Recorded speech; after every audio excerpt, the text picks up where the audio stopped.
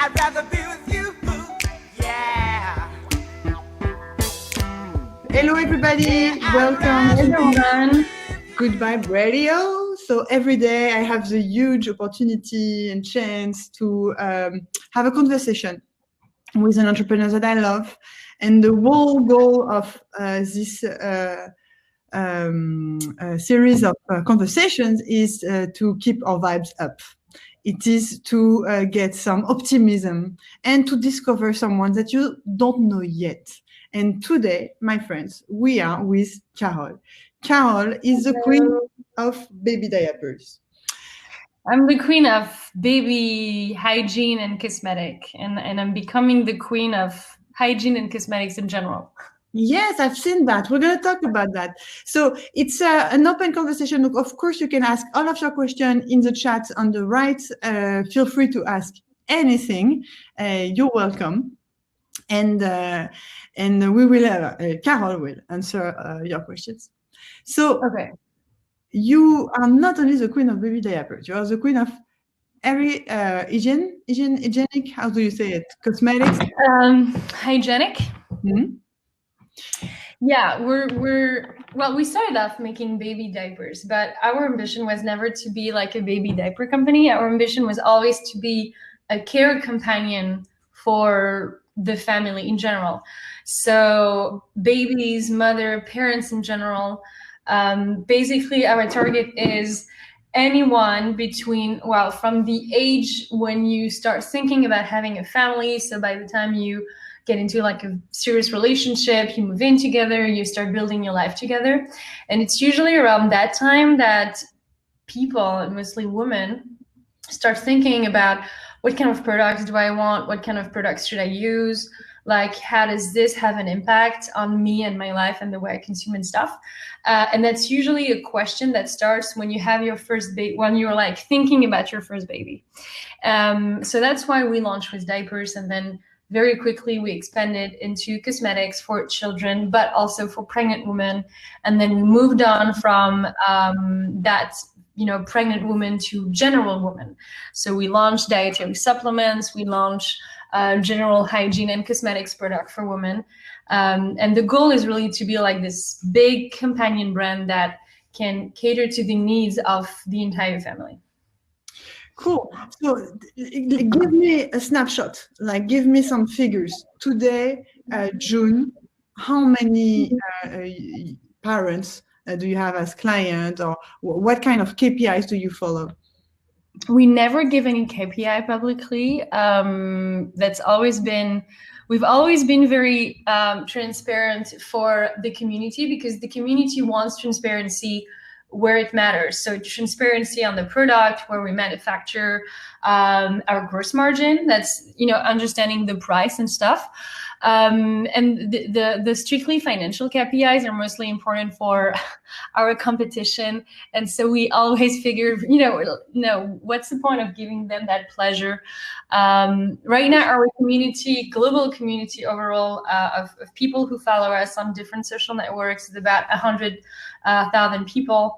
And what's interesting is that you will never find someone to say, I don't like JOONE.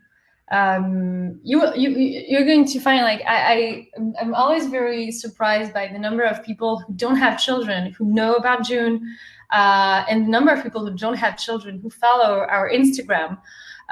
Girls who are like 19 and like, why are you following our Instagram? Like, you're following like really cool people on Instagram, and why are you following us? It's like, I don't know, because it's cute but fun and spicy at the same time. And so they follow us because they like the brand and the universe of the brand. And you get girls our age who don't have children, who don't want children. Not that we don't want children, but girl from like an older age range, who don't like have this knack for baby, but who just say, I don't know, I just love their Instagram. And it's kind of fun, like, to build a community around values, shared values, and shared commitment. That to me is very important. And tell me, Carol, if you had to summarize the mission of JOONE, what would you say? Our mission is to bring transparency to the next level and to really like offer as many transparent products as possible to really help people take better care of themselves and better care of their family, and to remove entirely the opacity that has been reigning in the industry for, I don't know, probably ever since the industry existed. We say no to bullshit marketing, to green marketing. We're very transparent. Like, that's the thing. Like, a lot of big corporations right now are trying to become greener, but it's really hard for them. You also have a lot of new companies that start emerging that pretend to be green, but are just much better at green marketing than large corporations. And we really just want to bring transparency, to make transparency a new base, like a new indispensable in any kind of product. That's what you deserve as a customer, and that's what we want to offer to everyone. Teach me something. Like, teach me what we used to use in baby diapers, for instance, or any other product that you want, and that what you recommend June to use. Well, it's funny because we actually, all the products that we launch, we always take in different factors. Like, we never launch stuff to be opportunistic, like, oh, I can launch this, and I can make a lot of money with it, so I'm just gonna launch it. That's not how we do it. We do it because we realize on the market right now, we don't have a product that is clean enough or organic enough, or clean and organic and fairly priced. Latest example we have is we launched an intimate soap for women. So it's like soap that you use to clean your inner parts, because we realized that the top 3 products that people buy in the pharmacy are actually very poorly scored on apps like Yuka or Clean Beauty, because they do have ingredients that are potentially harmful or not clean enough. So I wrote a blog article about it. So the number one, like the top selling product, is like 33 out of 100 score on Yuka. The number 2 is 50 out of 100. And that's a concern, because you realize like millions of women are buying these products thinking, you know, I'm buying a better soap for my intimate parts, and I'm thinking I'm actually doing my body a favor, but it's actually exactly the other way around. And so we decided, because we have this intimate relationship with women, because we come in at a time when they're having babies or thinking about having babies, or they just had a baby. And so they were asking us, like, I trust you to take care of me and my family. And they asked us like for many different things. And one of the things that they were asking for was stuff for them, like soap for them and shampoo for them and stuff. And we figured the best first product to go in was the intimate soap, because the products on the market, like the were really just not clean, and we wanted to bring that. And the best way to make something clean is also to make that like as transparent as possible. So we create the formula ourselves. Like, it's not like a blank formula that you purchase from a manufacturer. It's like something we create ourselves, that we test ourselves, and we do it very fast. Like, big cosmetic giants like L'Oreal and stuff that are like invented the game of cosmetics, and they've been very good at it. They have like a run to market time that's like 1.5 to 3 years. Like, by the time you decide you want to launch a product to the time it hits the shelf, it's like almost 3 years. We managed to do that in 6 to 9 months by doing our own formula and making that clean, and by answering to the need of, you want something clean, and we can provide that for you. And that's one of the things that makes us particularly good at what we do, is like, we can do, a lot of people say you do quick and dirty, and we can do quick and clean. And that's quite rare on the market right now. Carole, tell me how it's been for you since the beginning of the crisis.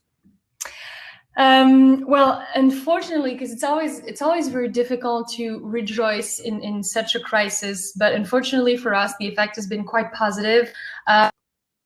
People are at home right now, and they need, you know, it's much more stressful to go out to the store and buy their products at the store. So we've seen an increase in sales since the beginning of the crisis.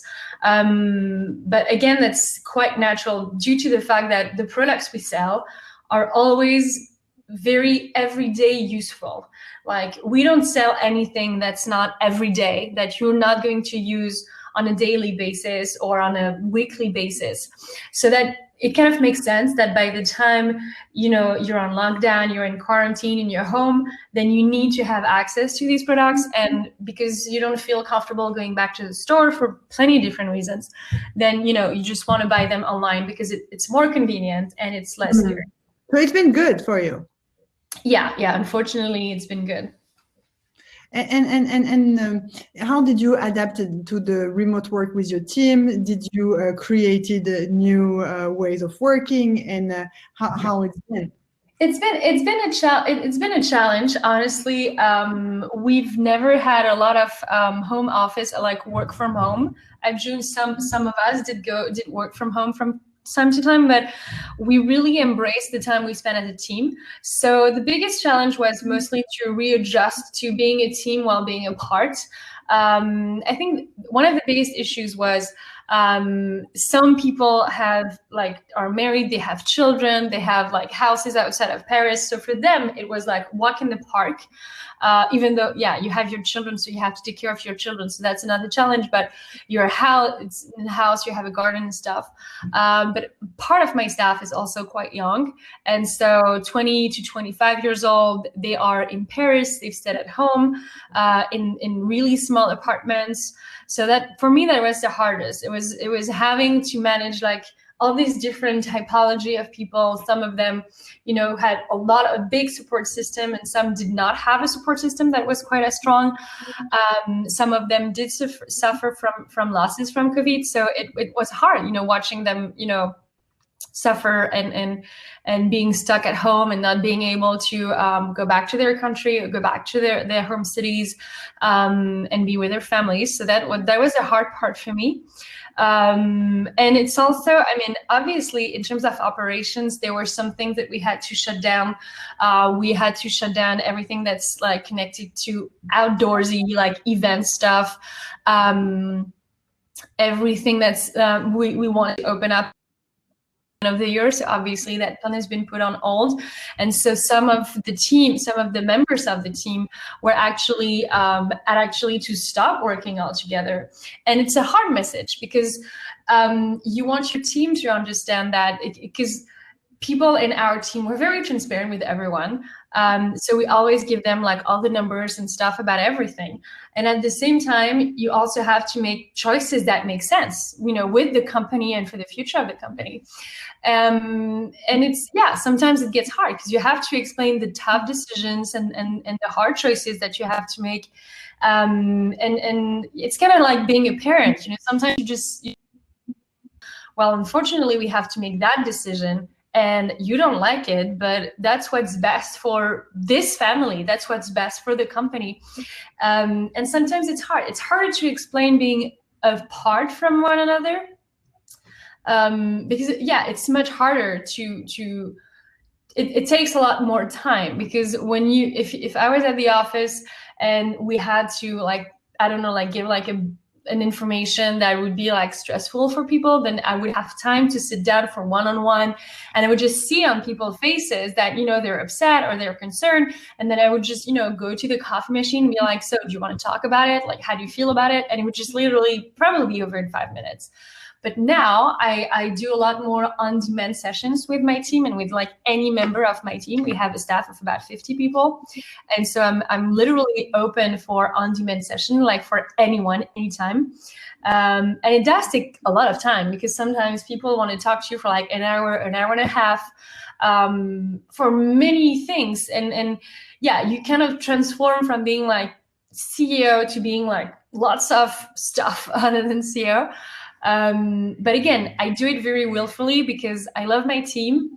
And it's a hard journey, because, you know, the very first 10 days, the community manager, the after sales service, my shipping manager, they worked from 7 to like midnight every day, even Sundays, because we had such a surge in sales, and all the different vendors were closing down one after the other. So one guy stops shipping, the other stops shipping, the other stops shipping, and you just have to deal with the clients who are worried about what's going to happen, and you have to deal with all the different shipping vendors. So yeah, I mean, it was hard, but at the same time, it's also how you learn, I think. Well, yeah. So there are some women following us as well. I know because there is a community of Gold Up right now following us. Many women want to start and to embrace these times as an opportunity to start a new business. Maybe because all the cards are reshuffled. And so they want to design the new world that they are expecting after. So tell me, because we need some inspiration. At the very, very, very beginning of June, the first 3 months, what did you do? The first 3 months of June, that was before I started June. It was in the summer. I was at l'Île de Ré with my family, and I researched. And all I did was research, read books, read studies online. I went to dig all of INSEE, the French National Institute of Statistics, to get like all the different statistics on birth and geographies, like how many children, and what age did they have them, like how long were the maternity leave, depending on the profile, on the age, on the job profile and stuff. So I did all of that for France to make sure that I had like a very wide understanding of who is my target, what are the women that I have to talk to better understand what I need to do and how I need to do it. And once I had that profile, once I had like all this information, which has honestly been a strength all this time, because data is the most secure thing you can get in a business. Like there's no such thing as too much data. It's like it doesn't happen. But you can have like as much data as you can get is always going to be useful at some point. Either because you're going to use it very strictly and like this gives you that, or just because it's going to nourish you and you're going to end up thinking about different stuff and you're going to change or pivot for any kind of reason. So my very, very first step, the first 3 months, was research. That's something that I inherited from my background, because originally I have a PhD in literature. So I did like research in books for 5 or 7 years of my life. Which was really cool. It was very long, but it was really cool. And it really teaches you the value of knowing as much as you can. Because very often when we launch companies, we're very excited about our ideas and we want our idea to fit into a customer and not think about the customer and what the customer actually wants. Sometimes it's tricky because you have to know better than your customer. Because if you ask, the best example is always the Ford quotation. Ford said, if I had asked my customer back in the day what they wanted, they would have said, I want faster horses, and not I want a car. So sometimes you have to think better than your customer and think ahead. And that's how you get innovation. But at the same time, you have to think about what they actually want. What they actually wanted at the time was to get faster from point A to point B. And getting faster from point A to point B is, okay, so I need to make a way to get them faster from that point to the other point. But just again, thing, Carol, because to give a little bit of context, you had a blog for months. So you were already involved in this environment to create content and to know these customers, right? No, I had my previous startup. No, my previous company was a social network for parents. And so I got to realize what people were talking about But once I closed the platform, and that was 6 months before I started working on JOONE, I didn't have any more data. I had memories, like I remembered what people liked and talked about, but I never used it. And that was a mistake, but at the same time, it was really painful to shut down the company. So I was very embarrassed, and I didn't want to go and bother my members and say, by the way, I abandoned you, but now I want to talk to you about stuff. So it was really hard. But what I did at the time was I had all this knowledge from the discussion that I had with parents. And I was like, so is this something that only these people on my platform are talking about, or is it something more general? And that's when you get into the studies, the statistics and stuff, and that really helps you get momentum. And we did launch a few surveys online. I love surveys. Like I do surveys, type forms, with my community, with people who are not yet in my community. I really find like lots of many ways to ask people questions. And what did you learn with the first surveys that you launched? I learned that parents were extremely worried about two things. The first one was the food they gave their children, and the second was the products that they use, like what kind of products do I use with my kid? It sounds really stupid, but when you're not a parent, you go from not being a parent to being a parent, not overnight, but in 9 months. And before, in the world before, the family structure was much closer. Like you would live close to, or even with, your mother, your grandmother, your aunts, your uncles, like a big family structure. With a big family structure, it means that you've probably at the time taken care of a newborn, not yours, but that newborn from your cousin, from your aunts, from blah, blah, blah. And so by the time you get your own baby, first of all, you already know a lot of stuff. And two, even if you don't know a lot of stuff, you have access to direct knowledge because you're very close to other people. The new family structure makes it that we're much further away from the people that we grew up with. And because now parents usually have 2 kids, like 88% of people in France now have 2 children. And my grandmother, she had 2, but at the time, that was the only woman in the entire city to have only 2 kids. People would get like 4 or 5 or 6 or 7. And so by growing up families, like by making family circles much smaller, it's actually more difficult to get direct access to knowledge. And so people were extremely worried about what do we feed children and how do we take care of children? And that's something that's very new. So we see that there are a lot of books, like 1 million books about how to do this. Lots of blogs, journalists, and bloggers talking about it. And I figured, why are brands not giving information? And just why are brands giving the power to journalists or bloggers to talk and educate about the products themselves? And I always feel like, obviously, any brand could come and say, we do educate and we do give information, but it always feels very forced, like very giving your information so you can buy my product. And I think I don't want to give information so people can buy my product. I want to give information so people have the right amount of information to make an educated decision.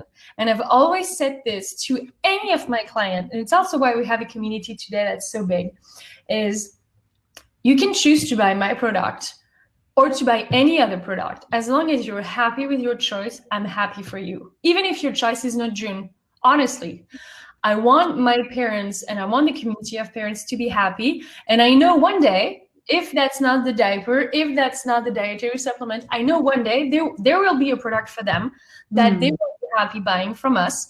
But in order to do that, I need to make sure that the entire relationship I built with them is based on trust and transparency. And so from the beginning, the goal was always to build that transparency momentum and that very clear access to the parents and the community. And yeah, so far it's been working quite well because we've built that trust that's really strong between us. Okay, but and you started with one simple product, which was clean baby diapers, and then you enlarged.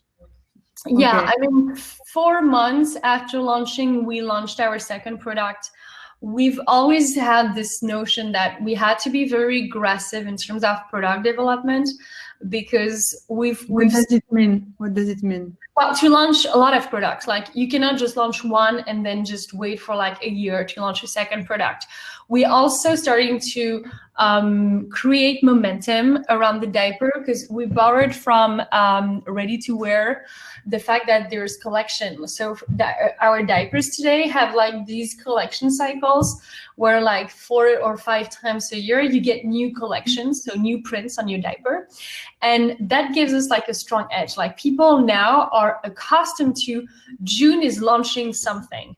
And that's important for us, because every time we launch something, always very well received by the community. So that's important, because we don't want to launch stuff and people just be like, we don't care. Two, it sells very well, because at the end of the day, we don't want to launch stuff just to launch. We want to launch stuff that makes money ultimately. And it's also a really good way to create a brand that goes beyond one product, because you need to be able to say, well, look, I made the baby diapers and that's good, and we're very, very happy about this, but we have so many different products for your baby. And if you don't want the diapers from us, then you can get this product, or you can get this product. And it's important for us to make sure that we have this capability and incentive to make a lot of product, because we want to cater to as many people as possible. And you can only cater to as many people as possible. Well, there are 2 ways you can do. You can just do expansion and just be like, I want to expand to the entire world. Or you can just do more products, or you can do both at the same time. People usually say you cannot do both at the same time. So it's very risky. I disagree with that. It's risky in terms of operations, because logistically speaking, it's really hard to make sure that you make more product and you sell products to many different countries. That's financially can be difficult, and operationally it's difficult. But it also depends on your DNA as a brand. Like if you start with a strong DNA that's very customer centric, then it's much easier to launch new products. If you want to start with a product and then you want to launch something completely different, then it's a different customer base altogether. And that I saw that recently you started a supplement for pregnant women. Sorry, can you say that again? You started supplements for pregnant women? No, we launched a line of dietary supplements for women in general. But the particularity about our supplements is we made the formula so clean that they're compatible with breastfeeding. And that's a big difference from us to our competitors. Is first of all, lots of the products right now in the market are not very clean, and people don't really understand what's really inside a dietary supplement. And so we wanted to be able to explain to people what's actually inside the product. And at the same time, we really wanted to make sure that they would understand what's inside, and also add the added bonus of, if you're breastfeeding, you can use it. And so it's a product that's compatible with young mothers. But that eventually today, I think 60% of the dietary supplements we sell are to women who don't even have children. And you just like the packaging, because the packaging is really cute, like the composition, or it's just like, it really corresponds to needs that women who just have babies had. So you lose your hair a lot after your pregnancy, your skin is very imbalanced, you're exhausted all the time. And so our supplements respond to these 3 different problems.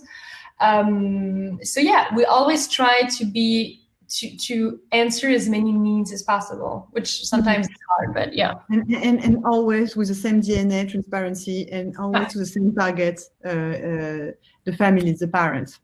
Yeah, definitely. All right. Carol, do you come from, tell me a little bit about your background. Do you come from an entrepreneurial family? So you said you studied literature. I know you've been also an actress and an author. So I want to know everything. Can you give me that? Okay.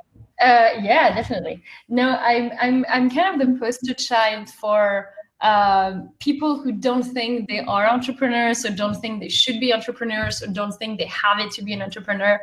I'm definitely the poster child for these people, because I should never have been an entrepreneur. I never went to business school until I had finished my. And I don't come from a business family, so I'm a woman, so it's like my bag is really heavy. So originally, yeah, I did a master's and a PhD in literature. I was a novelist. I wrote some books, research book and novels and stuff. At the same time, I was also acting. I did a lot of stage work in Paris. I did acting back in the US and in France. In which movie have you been acting? I was in the series Taken, you know, the movie with Liam Neeson. Yeah. Famous one. That's my biggest movie to this date. But I was on stage in Paris for like more than a year. And I worked with really amazing actors. I worked with Niels Aristrup, who got a Caesar for Un Prophète. Incredible man, taught me so much about my craft. So yeah, I had this life before, and I honestly enjoyed all the different lives that I've had, and I enjoy right now so much being an entrepreneur. It does come with hard work. Like everything I've done, like if you had to find the common thread between everything, it's dedication, hard work. And I love to create stuff. Like when I did research, when I was in the US and I was doing my PhD, it's basically create a literary theory that, you know, people 10, 15, 20 years from now will be teaching to other people in college. When you have to get into character for a play or a movie, you have to create a character. So you have to like build that character, like what does she want? How does she speak? How does she behave? And you have to render that, like you have to be in control of your emotion and your posture and your voice and stuff. When I was teaching is like acting, honestly, because you have to find a way to make knowledge desirable and exciting for the people who are listening to you. So you have to bring like lots of excitement, lots of power and energy into the room. And finally, being an entrepreneur is a mix of all that. Like it's the rigorousness from my research work. It's what I do a lot of PR, a lot of press, a lot of interviews. I do a lot of lives on Instagram and stuff. And that's something I get from my background as an actress. Like I'm almost never stage fright. I get like a decent amount of stress, but that's never offsetting the benefit of stress. I enjoy talking, and I enjoy publicly speaking, because it's not something that it's not painful for me. I don't long for it. Like I'm not like actively looking to do it, but I take pleasure in doing it. I think it's always, I love sharing, and that's the part I get from being a teacher. Like being a teacher means you love sharing stuff with others. I know one of your students, actually. One of your students, yeah, he became an entrepreneur, and he told me he was a teacher, and that really, he told me like only good things about this. Yeah, my students were really nice, and I was always a little bit embarrassed, because I was educated in the US mostly. My master's, my PhD, I did back in the US, and I really brought the best of both educational system. And we've had this conversation with Usama for like hours, because he's really into that, because he loves to teach. And I really get the best of both worlds. Like I get the strength, the very French rigorousness, like I'm bringing you knowledge and stuff. But in France, bringing knowledge, sometimes it's a little less like this now. But when I was teaching 10 years ago, it was still very, you know, like uppity and very, I own the knowledge, and you lesser people should just bow in respect to the amount of knowledge that I own. And at the same time, the Americans are very, very practical. Like they always, when you talk about volcano, they want to build like a fake volcano to explain it to you. And in France, when you talk about volcano, you have to like write down the entire lesson and underline with the right color and answer the quiz. But the quiz is made so hard that the best grade you can get is 16 out of 20, because God forbid you could ever get 20 out of 20. It's almost impossible. And so you get the best of these two worlds, and you're like, okay, so I need to make sure that people are sufficiently challenged so that the really good students still feel like, oh, I'm challenged, I can really go for it. But then at the same time, and that's the hard part, that the people who are not really good don't feel let down. And that's part of the message. Like, it doesn't matter, you know, where you come from. Like, it doesn't matter if today your level, I was teaching at some point TOEIC class. I had students coming in, like, my last TOEIC score was like 400. It's like really low score. And I'm like, I don't care. What matters is your progression. Like, if you go from 400 to 600, people would just say, so you go from a very low score to a quite low score, but still you suck. That's a very French way of doing it. The American way is you go 400. My job is to make sure you go from 400 to 600 this year. That is your goal. And that is your goal because it's achievable. And once you get to 600, then next year we'll go from 600 to 720. And so you build that step, like one right after the other, instead of just saying, God, you suck. Like, there's nothing I can do for you. You just suck too much. Like, you should not be here.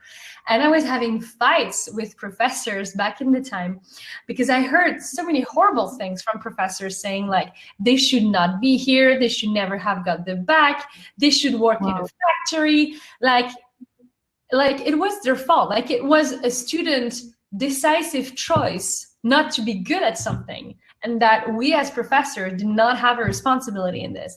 And let me tell you one thing. I always started my very first class in English because everyone in France, like most people in France, speak terrible English. And so my first day of class, freshman year, so people come in after a bac général and they have studied English for 7 years.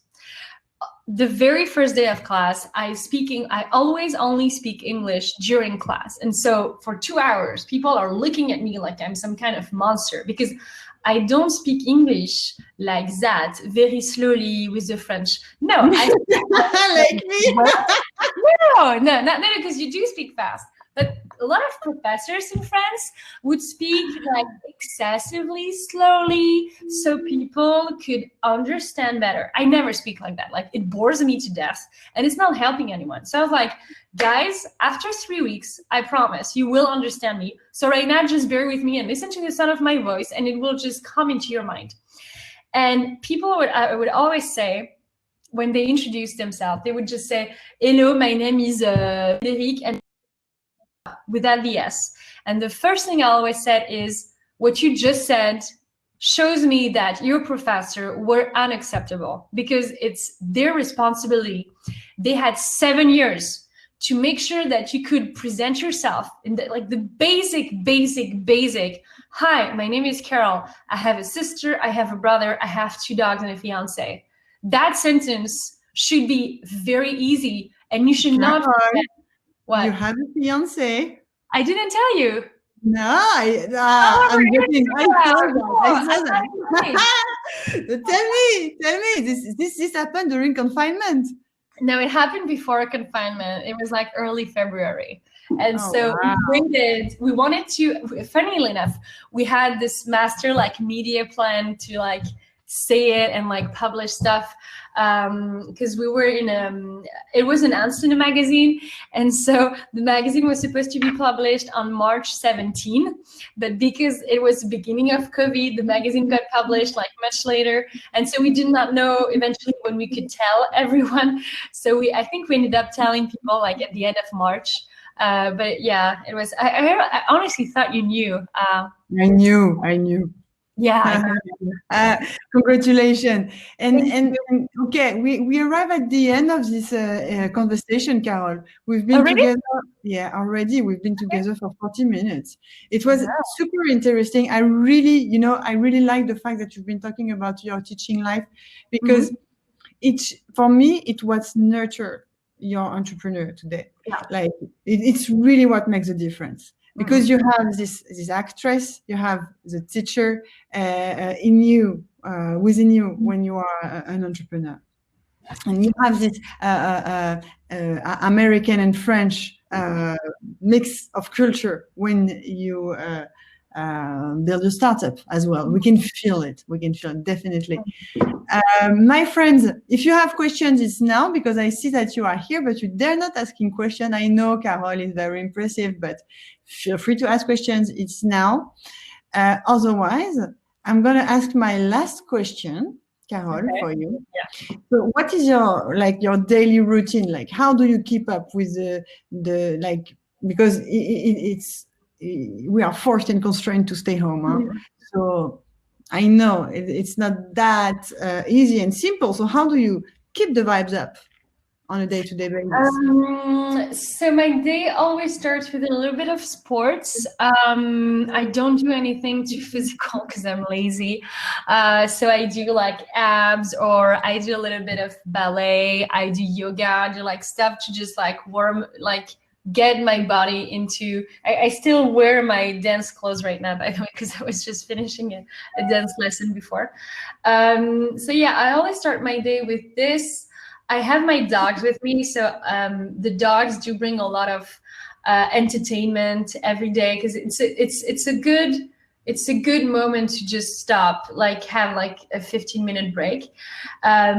We cook a lot. I think it's part of what keeps us very safe and sane at the moment, like spending time cooking and spending, like doing very homey stuff, like stuff. I think there's a treasure to be learned from that crisis, that you can, like, doing a lot of stuff that don't seem necessary, like cooking or, like walking the dogs, is actually a very good opportunity for some time off and some time with yourself.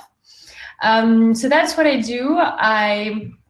I do work more in confinement than I did before, which is hard because I was already working so much before. So it's been a challenge. With the dogs, we're able to go outside a few times a day to walk the dogs, so that provide a bit of sanity and fresh air. But we honestly don't go out except for the dogs. We have like all the food delivered and stuff. So yeah, mostly sports, and we do a lot of games. We completed a few puzzles.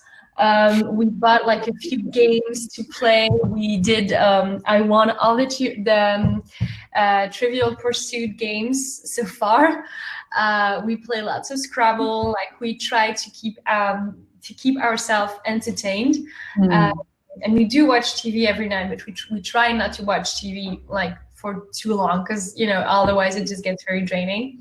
But yeah, the in-house games like puzzles and stuff, and you're in Paris, right? Yeah. I stayed in Paris, and cool. We moved actually right before confinement, so we had a few things to do around the house. And yeah, it's Okay, cool. We have two last questions. So Maria is asking, what are the next steps for JOONE? And give me one last advice for entrepreneurs. Who is your coach? I saw you did some life coach on JOONE. And Sophie, in terms of product development, are there less restriction regulation to launch complements than skincare?